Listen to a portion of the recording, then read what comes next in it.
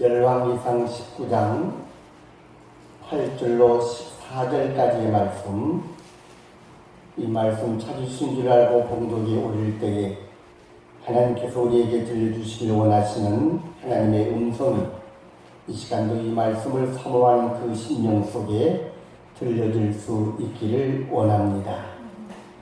이에 일어나 먹고 마시고 그 음식물에 힘을 의지하여 40주 40야를 가서 하나님의 산 호렙에 이르니라. 엘리야가 그곳 굴에 들어가 거기서 머물더니 여호와의 말씀이 그에게 임하여 이르시되, 엘리야야, 네가 어찌하여 여기 있느냐? 그가 대답하되, 내가 만군의 하나님 여호와께 열심히 유별하오니 이는 이스라엘 자손이 주의 언약을 버리고 주의 제단을 헐며 칼로 주의 선지자들을 죽였음이오며 오직 나만 남았거늘 그들이 내 생명을 찾아 빼앗으려 하나이다. 여호와께서 이르시되, 너는 나가서 여호와 앞에서 산에 서라 하시더니 여호와께서 지나가시는데 여호와 앞에 크고 강한 바람이 산을 가르고 바위를 부수나 바람 가운데에 여호와께서 계시지 아니하며 바람 후에 지진이 있으나 지진 가운데에도 여호와께서 계시지 아니하며 또 지진 후에 불이 있으나 불 가운데에도 여호와께서 계시지 아니하더니 불 후에 희미한 소리가 있는지라. 엘리야가 듣고 겉옷으로 얼굴을 가리고 나가 불 어귀에 서매 소리가 그에게 임하여 이르시되, 엘리야야, 네가 어찌하여 여기 있느냐? 그가 대답하되, 내가 만군의 하나님 여호와께 열심히 유별하오니 이는 이스라엘 자손이 주의 언약을 버리고 주의 제단을 헐며 칼로 주의 선지자들을 죽였음이오며 오직 나만 남았거늘 그들이 내 생명을 찾아 빼앗으려 하나이다. 아멘. 아무리 좋은 길이고 아무리 그곳에 귀한 궤석이 펼쳐져 있고 희귀한 동식물이 살아있는 곳이라 할지라도 그곳에 머물러져 있으면 우리는 다른 세상을 만날 수가 없습니다. 여러분 생각해 보세요. 땅 속에 뚫려져 있는 것은 굴뿐이 아닙니다. 동굴뿐이 아니에요. 터널도 있습니다. 그런데 이 동굴과 터널의 차이가 무엇인 줄 아십니까? 동굴과 터널의 차이는 높은 산 속에 공간이 생기는 현상으로 비슷하게 생겼습니다. 하지만 차이는 엄청나게 큽니다. 터널은 들어갈 때 아무리 어둡고 지루할 만큼 긴 공간이 만들어져 그 길을 들어가게 되어지지만 그 출구가 분명하게 있다는 사실입니다. 터널은 갔다가 다시 돌아오지 않아도 됩니다. 왜요? 가면 분명하게 밝은 태양빛이 있고 아름다운 산천 초막이 펼쳐지는 대자연의 모든 것이 준비되어져 있기 때문입니다. 그런데 동굴은요, 아무리 좋아도 아무리 그곳에 이상한 일들이 많이 일어난다고 할지라도 그곳에 들어가면 내 삶을 누리기 위해서는 다시 돌아와야 합니다. 우리가 가야 할 길은 이 땅에 머물러져 있는 동굴의 길을 들어갔다 나왔다, 그곳에 또 들어갔다 나왔다, 결국에는 또 인생에 머물러져 버리는 길이 아니라 우리의 길은 모든 것이 펼쳐지고 이루어져 가는 길이고 모든 것이 그 속에서 우리의 희망과 꿈을 이루어가는 길이 되어져 결국에는 그 길을 통과하게 되어지므로 우리의 꿈과 목적이 성취되어지는 터널의 인생이 되어져야 된다는 사실입니다. 그러니까 동굴 같은 인생에서 여러분 갇혀 살지 말고 터널 같은 인생의 길로 갈아타시기를 바랍니다. 시련을 만나게 되어질 때 어떻게 대처하였느냐에 따라서 우리의 인생의 길은 달려집니다. 어떤 사람은 무거운 짐을 지고 더 크고 어려운 고난의 시련의 길에 들어섰지만 그곳에서 머물러져 그 일로 말미암아 멸망과 좌절을 맡겨버리고 그 속에서 인생의 모든 것이 끝나버린 것 같은 그런 일로 끝나버리는 것이 아니라 그런 일을 만나게 되어지고 그 일을 겪게 되어지지만 결국에는 그는 그 일로 말미암아 더 새로운 광명의 세계를 만나서 더 힘을 얻게 되어지고 능력을 펼치게 되어지고 하지 못한 일들을 강하게 행하게 되어지므로 승리의 인생의 꽃을 피우는 사람들의 모습을 보게 되어집니다. 우리는 그 시련을 만나게 되어질 때에 내가 그 속에 갇혀 있느냐 아니면 그 속에서 새로운 빛을 발견하고 거기를 향하여 나아가고 결국에는 승자가 되어지느냐에 따라 차이가 나눠지게 되어집니다. 지금도 어떤 사람들은 현재 맞이하고 있는 형편과 처지에서 동굴과 같은 인생을 살아 머물고 있습니다. 그렇지만 어떤 사람은 그보다 더 큰 힘들고 어려운 일을 등에 지고 시작하였지만 결국에는 광명의 세계에서 소망을 이루고 그의 목적의 인생 속에 하나님의 큰 상을 받는 사람으로 변화되어져 더 큰 놀라운 의미를 체험하고 있는 사람도 있다는 사실을 분명하게 우리는 알아야 합니다. 오늘 본문에는 동굴 속의 죄수처럼 갇혀있던 한 사람이 등장합니다. 모든 것을 다 잃어버렸던 것처럼 모든 것의 패배자가 되어버리는 것처럼 그리고 결국에는 자기는 아무것도 할 수 없어라고 결론 지어버리는 사람처럼 쫓기고 쫓기어 삼조 계속 낮과 밤을 달리고 달려 결국에는 호렙산의 굴 속에 숨어버리는 사람입니다. 그는 불같은 능력의 선지자 엘리야입니다. 잘 들어보세요. 그는 지금 실패자의 모습으로 동굴 속에 숨어 있습니다. 극도로 낙심하고 좌절한 나머지 몹시 탈진해 있는 상태입니다. 더 이상 무엇을 어떻게 해야 할지 알지 못하는 어리석은 자와 같은 모습으로 그곳에 들어가 있습니다.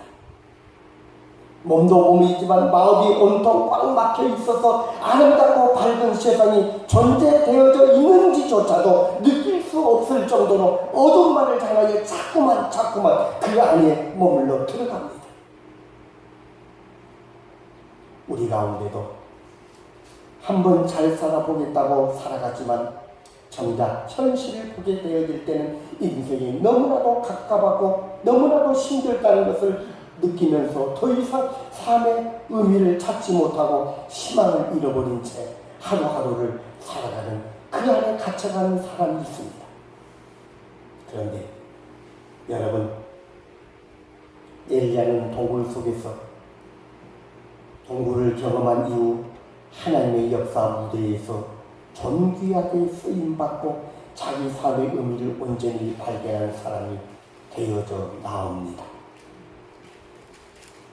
그러므로 그의 인생은 꽉 막힌 동굴이 아닌 뻥 뚫린 터널이었음을 봅니다.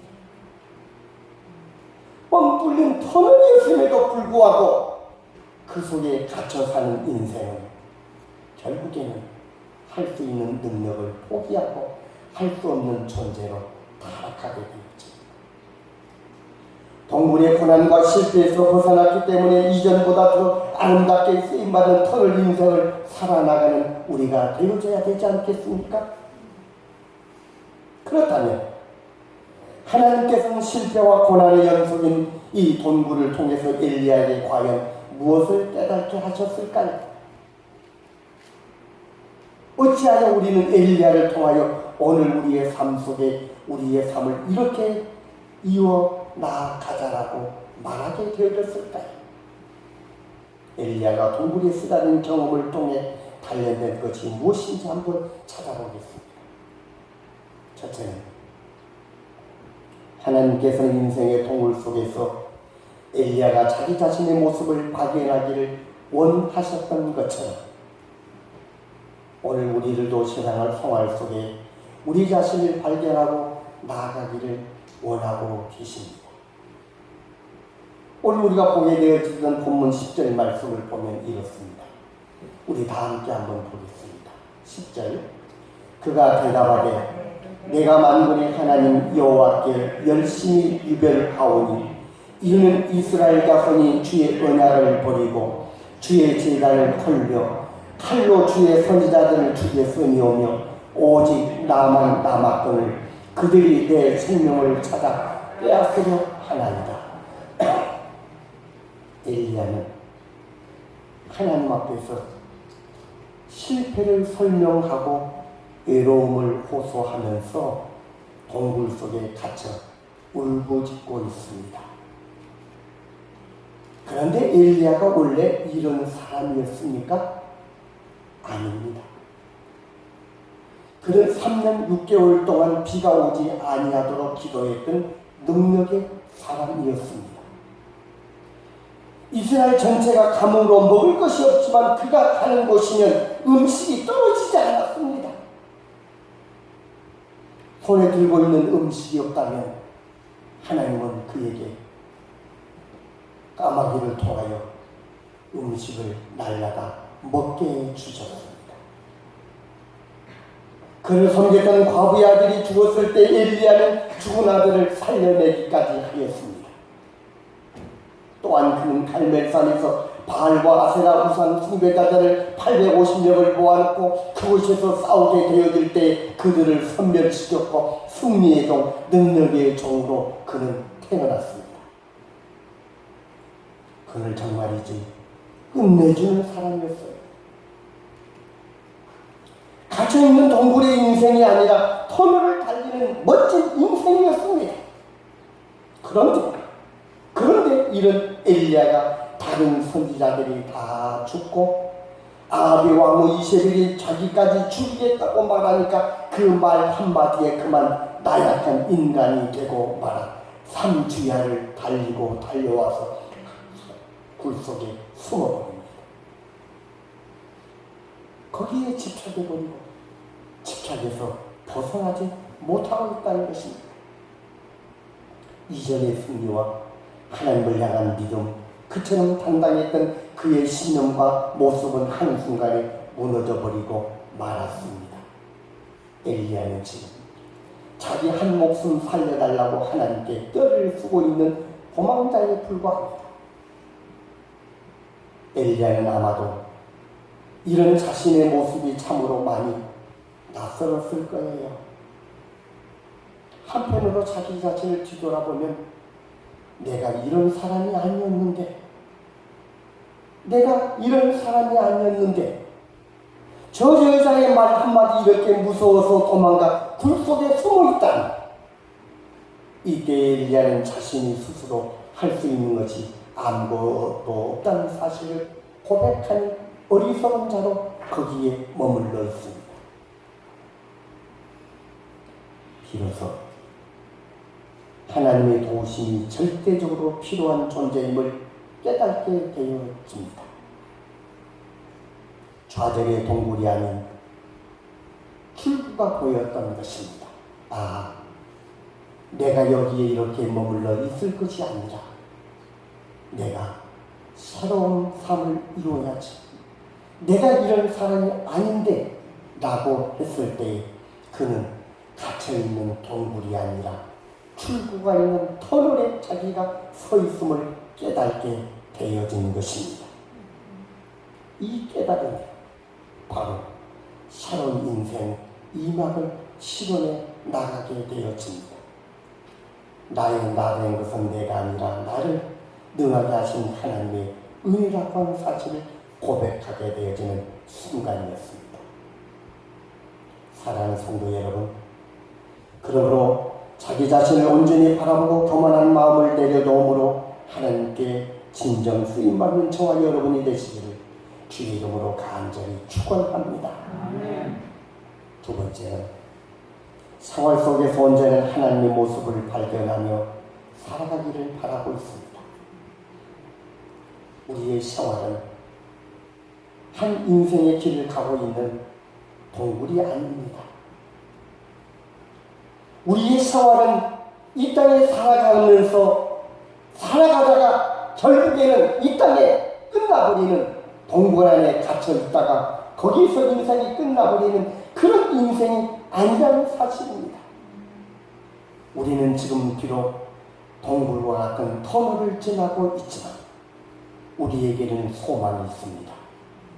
분명하게 이 동굴은 터널이 있다가 터널은 분명하게 출구가 있다는 사실을 알 뿐만 아니라 그곳에는 하나님의 나라가 우리의 소망이 이루어지는 우리가 그토록 앙망하는 하나님의 품이 우리에게 있다는 사실을 우리는 알고 있습니다.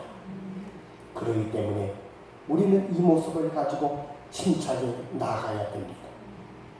오늘 본문 말씀 11절과 12절 말씀에 보면 여호와께서 이르시되 너는 나가서 여호와 앞에서 산에 서라고 했습니다. 그런데 이 말씀을 이루어 나간 말씀 속에 보면요, 하나님께서 엘리야에게 하나님의 모습을 보여줍니다. 하나님의 모습은 어떤 모습이었습니까? 바람과 같은 모습이었습니다. 천둥과 같은 모습으로 변형되어져 있습니다. 그러니까 하나님께서 이처럼 능력 있고 권세 있고 성장의 모습이 엘리야 앞에 펼쳐져 있습니다. 그런데 아무런 소리가 들리지 않고 보이지도 않냐고 지나가 버리게 되어집니다. 그런데 그 속에서 하나님의 음성이 있어야 되는데 음성마저 없습니다. 그런데 하나님께서 엘리야를 가서 여호와 앞에 산에 서라고 했을 때 그가 그곳에 서게 되어지므로 그때 하나님의 신이한 음성이 들렸습니다. 엘리야는 지금까지 하나님이 어떤 분이신지 늘 체험하며 살았던 사람입니다. 그런데 오늘 엘리야의 고백을 보시기 바랍니다. 하나님 다 죽고 나만 홀로 남았습니다. 이 말은 무슨 말입니까? 하나님 왜 나타나지 않습니까? 하나님 왜 내 편이 되어주지 않습니까? 하나님 왜 그렇습니까? 그러니 하나님의 선지자들이 다 죽었지요. 그리고 내가 또 지금 쫓기에 이 모양 이 꼴이 되어지지 않습니까? 하나님 앞에 연약한 모습으로 하나님 앞에 보입니다. 그런데 하나님이 그곳에 같이 있지 않았습니까? 아니요, 있었습니다. 자기의 터널에, 자기의 동굴에, 자기의 굴 속에 갇혀서 하나님을 바라보지 못하고 있었기 때문에 그렇습니다.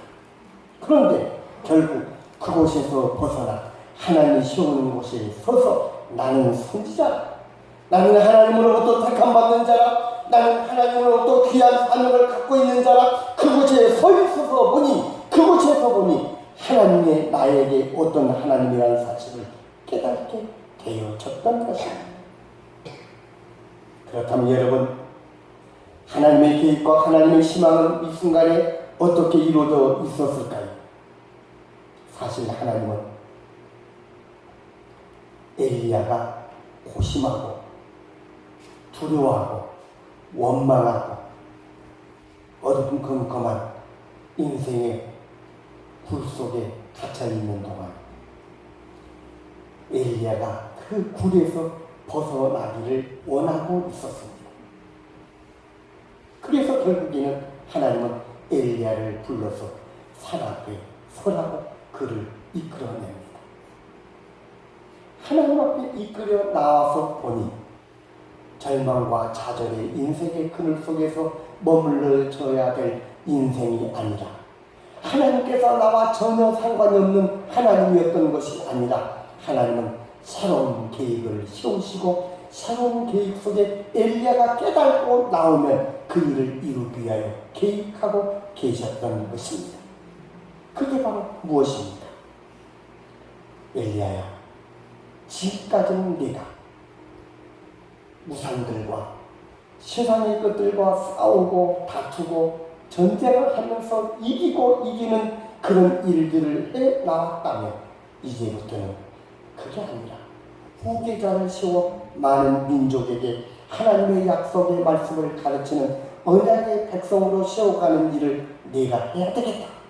엘리야에게 지금 그것을 준비하셨다가 그를 세우고 나오니 그에게 이 말을 전하고 있는 것입니다. 그러므로 여러분, 지금 도무지 빠져나갈 수 없는 동굴의 고통을 당하고 있다고 느껴진다면 저와 여러분은 이전에 알지 못했던 생명의 빛을 반드시 체험할 수 있는 기회라는 사실을 굳게 믿으시기를 바랍니다. 하나님의 침묵의 시간에 하나님은 나를 사랑하시고 나의 하나님 시간은 그 하나님은 침묵의 시간에 나를 위하여 무엇인가 계획하고 있음을 믿으시기를 바랍니다.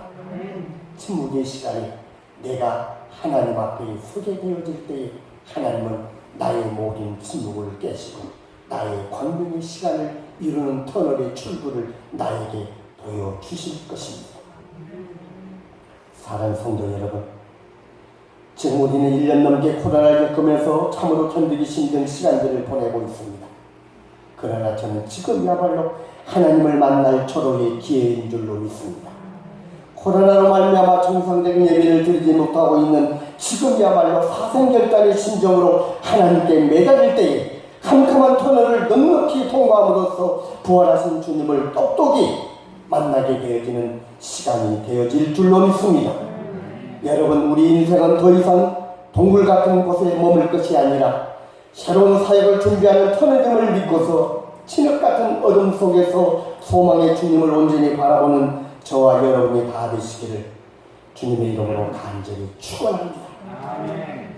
세계에서 가장 긴 터널은 스위스에 있는 알프스 산맥을 통과하는 고토하르트 바시스 터널이라고 합니다. 터널의 길이가 57.09km예요. 이거 보면 이 터널이 우리 남원에서 전주까지 굴이 뚫렸다는 거예요. 그렇지만 말입니다. 이 터널을 들어가는 사람들은 모두가 다 큰 희망과 꿈을 갖고 터널을 들어간다. 그 긴 터널 속이지만 이 터널을 지나가면 알프스를 건너가는 것. 그 험악한 알프스 산맥을 건너가게 되어지는 거예요. 그리고 그 앞에 펼쳐지는 아름다운 초연의 그 모습은 황홀할 정도로 그 터널을 지나오는 사람들에게 만끽할 수 있는 큰 기쁨의 세계를 쫙 펼쳐준다는 거예요. 그렇습니다. 정말로 중요한 사실은 57km라는 터널일지라도 반드시 출구가 있고 그 위에는 수많은 어려움이 억누른다고 할지라도 그것을 편안하게 무난하게 지나게 하는 곳은 우리에게 희망과 꿈이 아름답게 펼쳐지는 그곳 하나님의 나라인 줄로 믿습니다.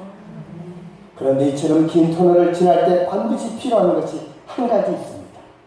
그것은 바로 우리의 흔들리지 않는 믿음입니다. 끝이 전혀 보이지 않고 어두운 터널이 계속 이어지는 것 같음에도 마침내 출구는 나온다는 우리의 믿음이 꼭 필요합니다. 다시 한번 분명하게 말씀드리지만 우리 인생은 동굴이 아니라 터널입니다. 우리 인생의 동굴이 아닌 터널이라고 한다면 반드시 출구가 있습니다.